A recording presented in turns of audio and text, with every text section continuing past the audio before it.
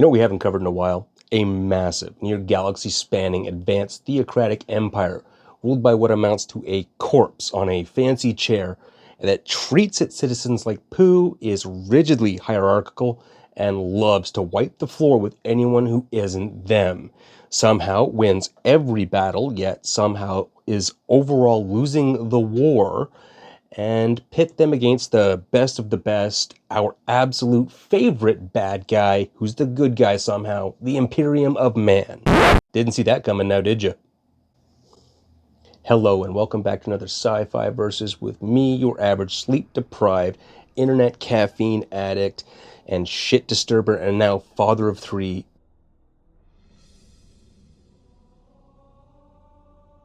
Tony the Tanker. And that's right, this week we're doing 40k versus the Covenant from Halo.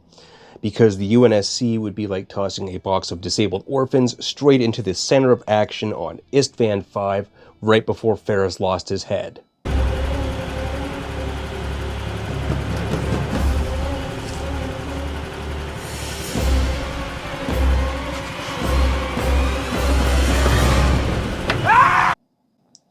The Transformers, well, they left me scratching my head trying to figure out how to write a script that didn't last longer than 15 minutes in universe. And Mass Effect is taking so long because there are so many variables that are just too hard to pin down. So let's swing for some of that low-hanging fruit, shall we? Also, please don't forget to like, share, and subscribe because we just passed 10K. I am going to be doing a live stream here soon where I'm going to paint some banana boys.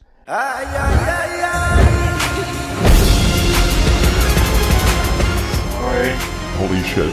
What in the name of terror on fucking roller skates is this?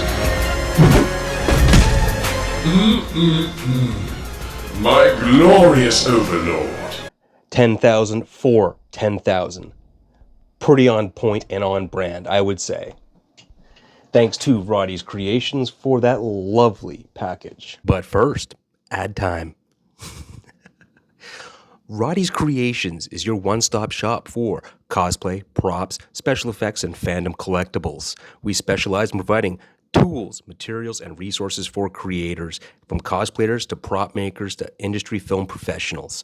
They're currently gearing up in Red Deer, Alberta to open up their physical storefront, offering everything from EVA foam to custom props, costumes, workshops on 3D printing, leatherwork, and more.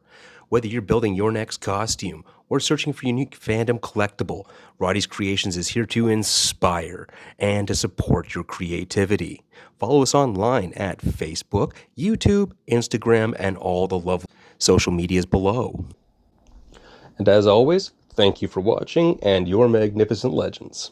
In the expansive realms of science fiction, few factions are formidable and as richly developed and fleshed out as the Covenant from Halo and the Imperium of Man from Warhammer 40k. Both entities command vast territories, wield wildly advanced technologies, maintain powerful militaries driven by distinct yet not dissimilar ideologies, and a hypothetical galactic scale conflict between these two powers presents a lot of fascinating scenarios. This comparison is going to delve into their origins, political structures, military organizations, technological capabilities, and their strategic doctrines to suss out who's going to come out on top. In other words, it's your rather autistic version of a standard versus battle. We're going deep. Let's get into it. So grab a nice toasty drink, or in my case, one of these puppies, and let's slam right into it.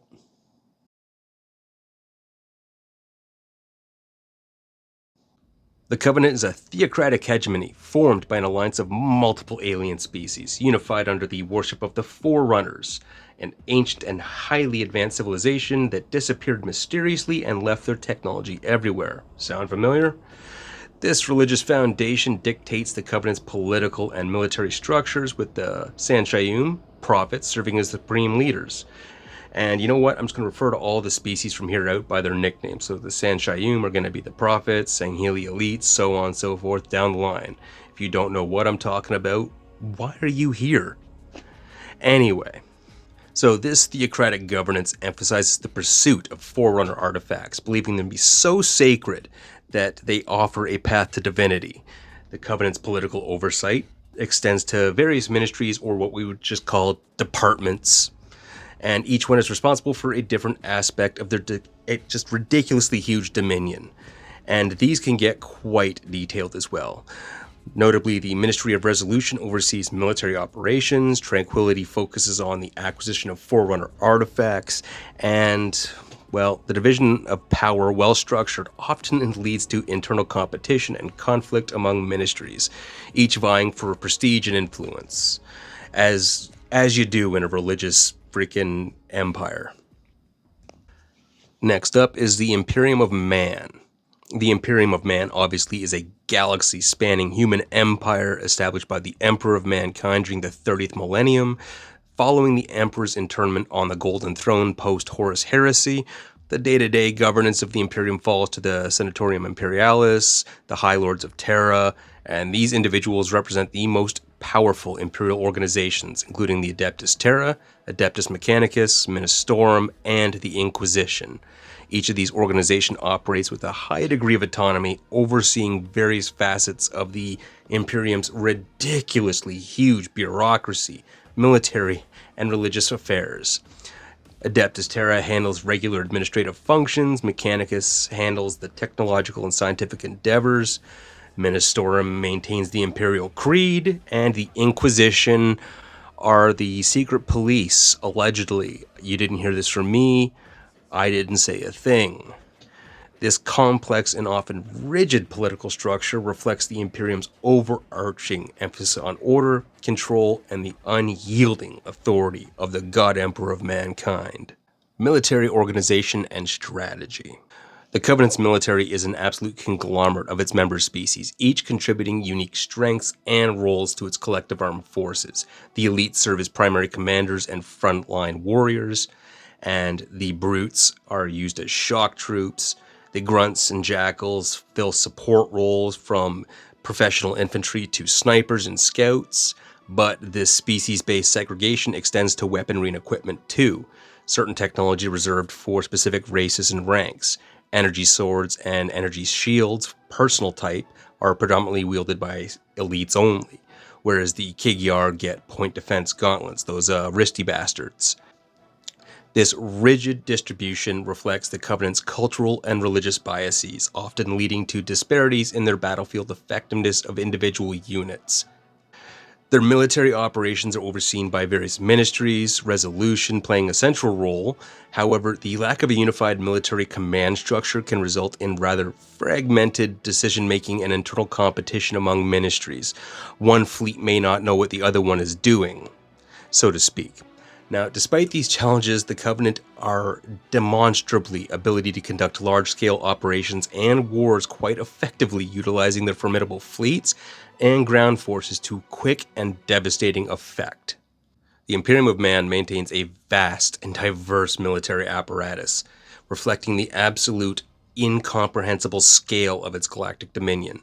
The Astra Militarum, or Imperial Guard, serves as their primary fighting force, comprising countless trillions of soldiers drawn from a myriad of a million worlds. These troops are supported by a vast array of armored vehicles, artillery, aircraft, and fleets, enabling the Imperium to wage war across multiple fronts simultaneously, while the Imperial Navy provides necessary spacefaring capabilities, fielding massive warships that patrol and defend the Imperium's vast territories. These vessels range from escort frigates that are several hundred meters in length to colossal battleships, which are essentially massive 5-kilometer to 10-mile long cities in space.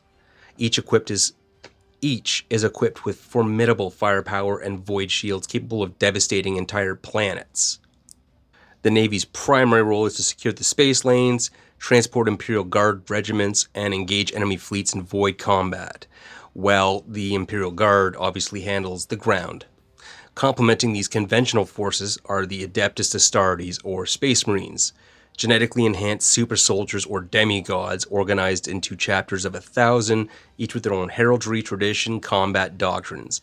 These elite warriors are deployed on critical missions where their superior capabilities can turn the tide of a battle, or even an entire war. The Adeptus Mechanicus contributes its own military forces, including the Scutari legions, and fielding towering war machines known as the Titans. The Imperium's military strategy often revolves around an overwhelming force, whereas everything is a nail when all you've got is a thunderhammer. It can utilize its vast resources and unexhaustible manpower to achieve any strategic or tactical objective. However, this approach can sometimes lead to inflexibility and a reliance on sheer numbers over tactical innovation. Technological capabilities and prowess. The Covenant's technology is largely derived from reverse-engineered Forerunner artifacts, resulting in advanced energy-based weaponry, efficient slip space travel, and sophisticated energy shielding. Their starships are equipped with powerful plasma weapons capable of inflicting significant damage on enemy vessels and planetary targets, from a considerable distance rather accurately.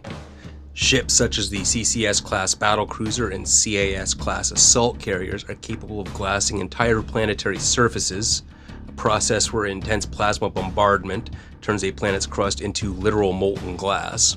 Their slip space drives are far more precise than the UNSC's and far quicker than Imperial warp drives, allowing for coordinated assaults and rapid fleet movement across large distances. This can also allow them to jump in system, however it requires so much power to do that it leaves their ships temporarily disabled. I believe it's for like less than a minute, but they can still do it.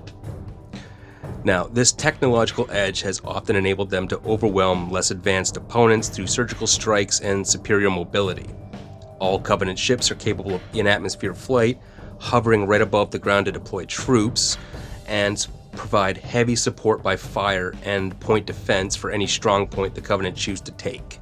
On the ground, Covenant infantry utilize energy shields, plasma weapons, gravitic technology like anti-grav vehicles, ghosts, banshees, wraith, and zealots and special operations troops wield energy swords, active camouflage, and personal shields that make them deadly close combatants and ideal for infiltration and shock assaults, provided your enemy doesn't have any thermal imaging systems. The Imperium. Archaic but devastating, because their technology appears and, well, quite frankly, is ancient by our standards. It's sacred, wildly overpowered, and fiercely guarded by the Adeptus Mechanicus. Although it appears outwardly archaic, and again kind of is, their technological base is devastating in its literal function. Imperial starships, such as the Retribution-class battleship, are city-sized constructs bristling with enough macro cannons, lance batteries, torpedoes to level planets and solar systems, and warp travel enables faster-than-light movement, but comes at the cost of potentially exposing ships to the demonic horrors of the Immaterium if your Geller field fails. After you've finished sufficiently traumatizing a blinded psyker in his bubble when he stops screaming long enough to point you in the right direction, you follow him, you go, and hope to God that you don't lose a third of your crew on the way. Warp travel is just fun, isn't it? Imperial forces are further supported by Titans, colossal bipedal engines of war bristling with enough weaponry that can level cities. Orbital fence platforms are capable of fending off entire fleets, and on the ground, Space Marines are virtually peerless. Their power armor alone includes its own life support system, strength augmentation, and advanced sensors, and auto-reactive armor plates, which are more than capable of countering anything the Covenant can throw at them.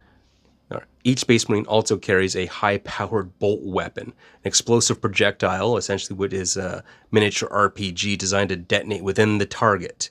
Even the lowly guardsman is carrying weaponry on par with Covenant beam weapons, but with a much higher capacity and fully automatic. That just gives you a level of the weapons that the Imperium are bringing to this fight. All right, now you're all thinking it. Let's talk Psychers. Psychers in the warp is the major X factor in this battle if we decide to include it. Now, Psychers in the Imperium, they're powerful individuals capable of tapping into the Immaterium to unleash destructive or reality warping powers. The Imperium obviously trains and utilizes Psychers across all combat and support roles, including communication, navigation, divination, and librarians for the Astartes. And the most potent among these are the sanctioned battle psychers, or inquisitorial agents capable of annihilating entire legions with psychic storms. The Covenant, by contrast, has no psychic equivalent. The religion condemns anything resembling psychics, or chaotic influence, I guess you could call it. This leaves them incredibly vulnerable to psychic attacks, particularly if a campaign were to invoke, demonic allies or psychic storms that disable or disrupt Covenant technology, because, well, the warp be a fickle bitch. So next up, we've got Scale of Forces. Perhaps the Imperium's greatest advantage lies in its, again, sheer incomprehensible scale. How many times am I going to say that during this video? They span over 1 million worlds, fielding untold trillions of soldiers. Its fleets are divided among the Segmentus Command and are capable of simultaneous warfare on thousands of separate fronts, which they constantly are on. The Mechanicus alone builds titans and can forge an endless stream of war material on its forge worlds like Mars, Ryza, Graia. Now, I know the most common saying in Warhammer lore is that even if 1% of the Imperium's military were mobilized, it would still outnumber most other science fiction factions combined, which is why we have, again, a hard time finding someone to go toe-to-toe with them. So this logistical scale allows the Imperium to absorb just catastrophic losses that would cripple lesser civilizations. Again, for comparison, certain sectors, which are only 200 cubic light years in the Imperium, possess more war material and soldiers than the entirety of the UNSC at the height of their power, and when the UNSC had control of the Orion arm of the galaxy, controlling over 800 colony worlds. That's just one small chunk out of 5,000 in the Imperium of Man.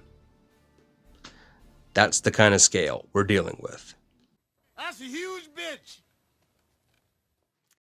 Now, the Covenant, by comparison, they're formidable, but more limited in comparison. Their total population and military numbers are never explicitly revealed, but are implied to be in the hundreds of billions, possibly low trillions, given that they are comprised of a dozen or so separate species. However, much of their strength lies in centralized control, technological superiority, and strategic precision, not their numbers. Their military efficiency allowed them to nearly exterminate humanity in the Halo universe within a couple of decades of open warfare. However, the major strength, again, lays in the fact that their entire military apparatus and central infrastructure is entirely mobile and space-based. From their shipyards to support stations, these can move with their entire fleets. That being said, the Covenant is also extremely vulnerable to external psychological warfare, internal political scheming, and internal schisms, more so than the Imperium. For example, it didn't take much for the Great Schism to kick off. Triggered by the right tensions between the elites and the brutes, it fractured the entire alliance, resulting in a civil war and the collapse of central authority that completely plunged the galaxy into more or less a dark age. Again, if exposed to prolonged or ideological subversion, such fragmentation probably could occur again. However, facing off against a xenophobic Imperium of Man that is quite capable of exterminating them back without breaking a sweat in most cases, displays no interest in allowing them to live, I would place that possibility at increasingly lower odds the longer a war goes on. The need for survival would likely override any internecine political problems, being replaced with more pragmatism. Hell, even Sasquatch Supreme Atriox would probably, ditch his bitch and fight alongside the Covenant once the Imperium starts attacking in earnest. And on a quick side note, just imagine the Covenant's response to seeing a combat servitor for the first time, especially when they thought Spartans were reanimated dead soldiers and hated or feared them religiously.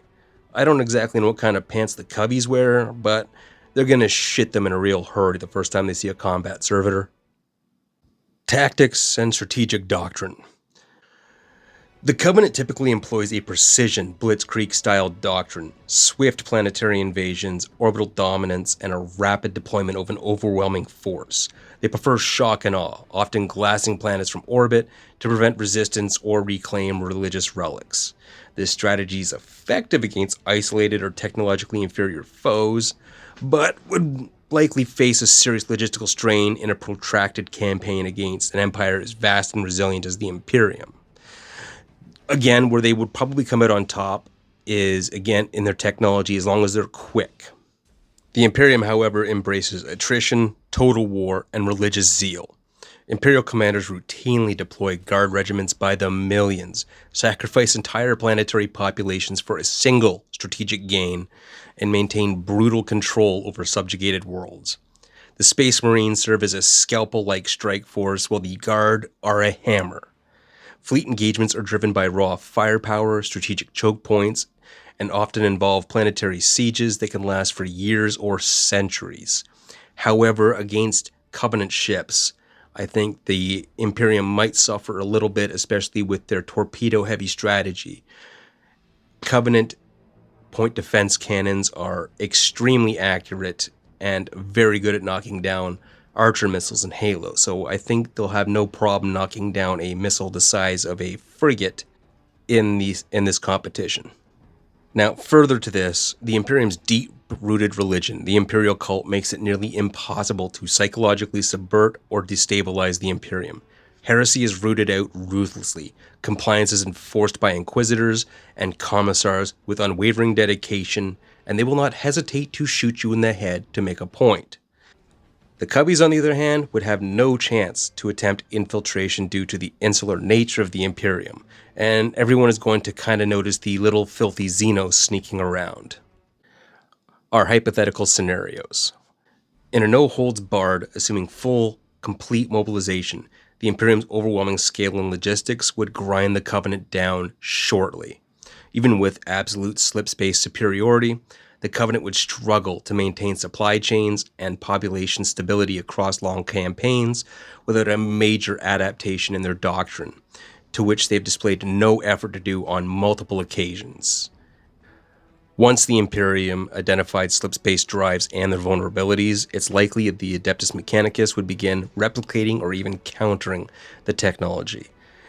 The only advantage the Covenant would maintain is one of complete, constant, random motion. If they were to combine everything into, say, 2 fleets, one covering High Charity, which would lay between star systems, and one expeditionary fleet moving fast to avoid protracted engagements, glassing any world they encounter, and moving on while avoiding ground engagements to reduce time required around each world, they could maintain a mobile supply and refit line with their stations like Unyielding Hierophant.